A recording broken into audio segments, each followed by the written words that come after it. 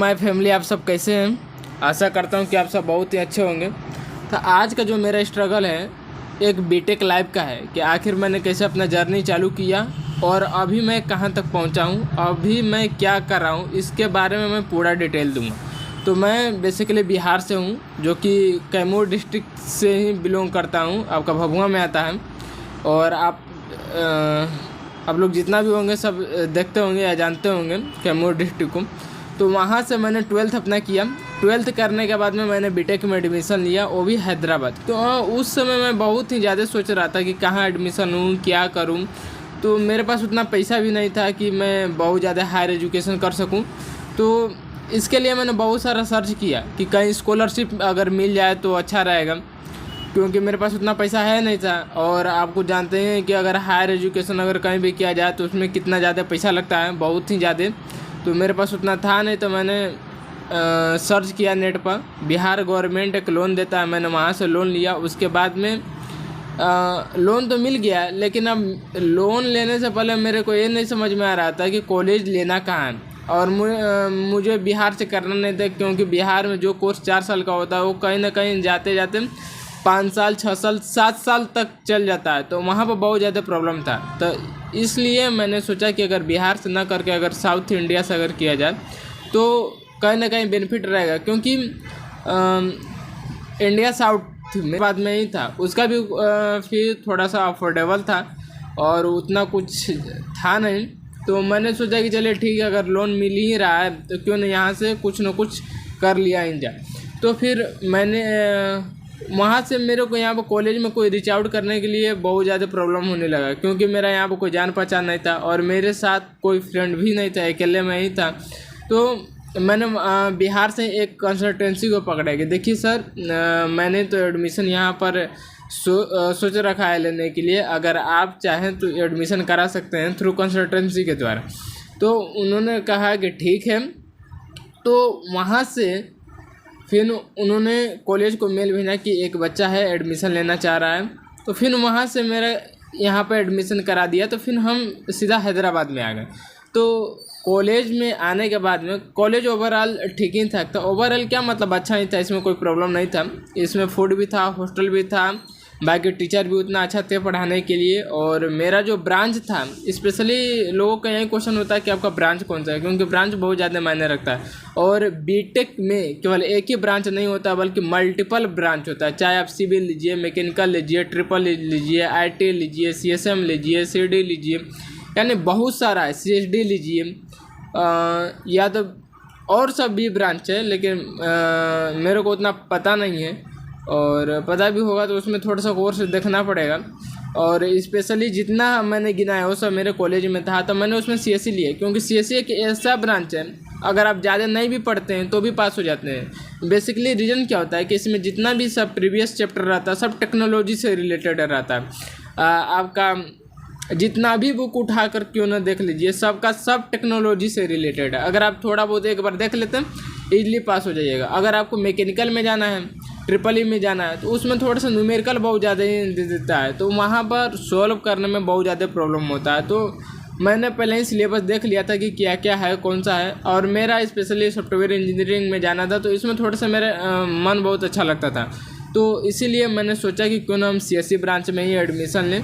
और फाइनल मेरा CSE branch में ही हुआ। बहुत सारे लड़का होते हैं कि दूसरे ब्रांच में तो एडमिशन लेते हैं, बाद में ब्रांच को ही स्विच कर जाते हैं, या तो मैकेनिकल में लेते हैं तो ट्रिपल ई में चल जाते हैं, या तो ट्रिपल ई में लेते हैं तो CSE में आ जाते हैं, यानी उनके अकॉर्डिंग। क्योंकि स्टार्टिंग में कभी कभी होता है कि मनपसंद ब्रांच नहीं मिलता है, ब्रांच मिलने में बहुत बड़ा दिक्कत होता है, कभी कभी लोग स्विच कर जाते हैं। और कॉलेज भी ये परमिशन देता है कि 1 साल आप जिस ब्रांच में एडमिशन लिए उसी ब्रांच में पढ़ना पड़ता है। सेकेंड ईयर में वो स्विच कर देता है, क्योंकि फर्स्ट ईयर में चाहे कौन सा भी ब्रांच लीजिए, अधिकतम सब्जेक्ट यानी 90% हम कह सकते हैं कि सेम ही रहता है। और हो सकता है कि ये कॉलेज के ऊपर हो कि वो क्या पढ़ा रहे हैं क्या नहीं पढ़ा रहे हैं, लेकिन हम लोग के केस में था कि जितना सब्जेक्ट था सभी ईयर का और सभी ब्रांच का सब सेम ही था। उसके बाद ही सेकेंड ईयर से चेंज होता था, इसलिए सेकेंड ईयर से आप चाहें तो ब्रांच भी चेंज करा सकते हैं। और प्रॉब्लम ये होता है कि बहुत सारा लड़का ऐसा होता है कि वो ब्रांच को ही छोड़कर चल जाते हैं, क्योंकि उनको समझ में नहीं आता। बहुत सारा जैसे मान लीजिए बिहार से लड़का हो गया, तो वो क्या हिंदी मीडियम में पढ़े हैं, ठीक है। हिंदी मीडियम में पढ़ने के बाद में जैसे ही यहाँ पर एडमिशन लेते हैं इंडिया साउथ में, तो वो अच्छा से कवर नहीं कर पाते हैं, तो उनको बहुत ज़्यादा प्रॉब्लम होने लगता है और वे वहीं से क्विट कर जाते हैं। लेकिन बीटेक एक ऐसा चीज़ है कि अगर एक बार अगर कोई टिक जाता है तो फिर जल्दी छोड़ने का मन नहीं करता, क्योंकि इसमें दिल और मन दोनों लग जाता है और बहुत ही अच्छा ऐसा नहीं है कि लोग बोलते हैं कि ये ख़राब है या कुछ भी है। सीखने को बहुत कुछ मिलता है।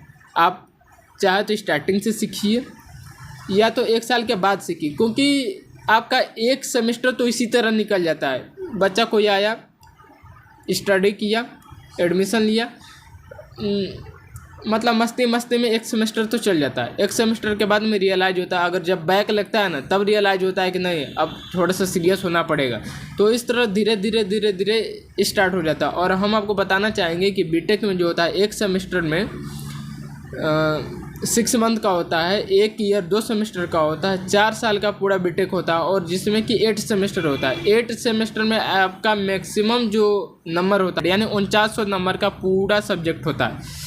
और ये डिपेंड करता है कि कॉलेज कौन सा सब्जेक्ट दे रहा है, क्या पढ़ा रहा है, क्योंकि अलग अलग कॉलेज का अलग अलग रूल है। अगर कोई यूनिवर्सिटी से अगर जुड़ा हुआ है तो यूनिवर्सिटी के द्वारा जितना भी कॉलेज रहेगा सबका एक ही सिलेबस रहता है। अगर कॉलेज ऑटोनोमस हो जाता है तो वो अपने अकॉर्डिंग थोड़ा बहुत चेंजेस कर सकता है सब्जेक्ट का, कि कौन सा सब्जेक्ट हम पढ़ा सकते हैं, कौन सा नहीं, क्या उसमें चेंजेस कर सकता है। मतलब ये कॉलेज के हाथ में रहता है। लेकिन जब अगर कोई यूनिवर्सिटी से अगर कोई कॉलेज रिलेटेड रहता है तो यूनिवर्सिटी के हाथ में होता है कि वो क्या करेगा, कैसे करेगा, सब वो मैनेज करेगा। तो कहीं ना कहीं थोड़ा सा अच्छा ही रहता है कि अगर एक यूनिवर्सिटी है तो चलिए ठीक है, कॉलेज अगर कोई भी प्रॉब्लम हुआ तो बाकी सब यूनिवर्सिटी है, एग्ज़ाम तो यूनिवर्सिटी ही लेगा, तो उसमें कोई दिक्कत है नहीं। अगर कॉलेज के पास है तो कॉलेज खुद से ही एग्ज़ाम ले लेता है, वो कहीं भी सेंटर नहीं देता है एग्ज़ाम के लिए। तो ये ओवरऑल एक कैटेगरी रहता है बीटेक का। तो अगर आप लोग अगर कोई भी रिलेटेड अगर है तो क्वेरी अगर कोई भी रिलेटेड है तो आप हमसे ज़रूर पूछ सकते हैं। अगर इस वीडियो में ज़रूर कमेंट करें, और इस वीडियो के नीचे आप देखिएगा तो मेरा मेल भी दिया गया है, आप मेल पर भी कुछ ना कुछ कांटेक्ट कर सकते हैं अगर आपको कोई भी प्रॉब्लम रहे तो। अगर कोई भी सब्जेक्ट नहीं समझ में आ रहा है या कहाँ एडमिशन लें, कैसे लें, क्या करें, कुछ भी, तो आप हमसे ज़रूर कांटेक्ट कर सकते हैं। तो ये रहा मेरा ओवरऑल। अभी मैं हैदराबाद में ही हूँ और अभी तो मेरा 4th ईयर चल रहा है, फाइनल ईयर है, तो बहुत कुछ करना अभी बाकी है, क्योंकि अभी तो 3rd ईयर हो चुका है। बैक भी है तो उसको भी क्लियर करना है, क्योंकि बैक तो अमूमन लगता है कोई भी स्टूडेंट हो, क्योंकि एक सब्जेक्ट नहीं लगा कुछ ना कुछ लग ही जाता है, तो उसको भी बाद में क्लियर करना पड़ेगा। और यूनिवर्सिटी है तो ग्रेस मार्क देता ही है लास्ट में पूरा फाइनल ईयर 4th ईयर के बाद में, कि आप पूरा सब्जेक्ट कवर कर सकते थे, ग्रेस मार्क भी होता है। तो ठीक है, हम वीडियो को यहीं तक एंड करते हैं। अगर आप लोग को अगर किसी भी तरह का कोई भी इन्फॉर्मेशन चाहिए तो इस वीडियो के नीचे ज़रूर कमेंट करें। तब तक के लिए जय हिंद।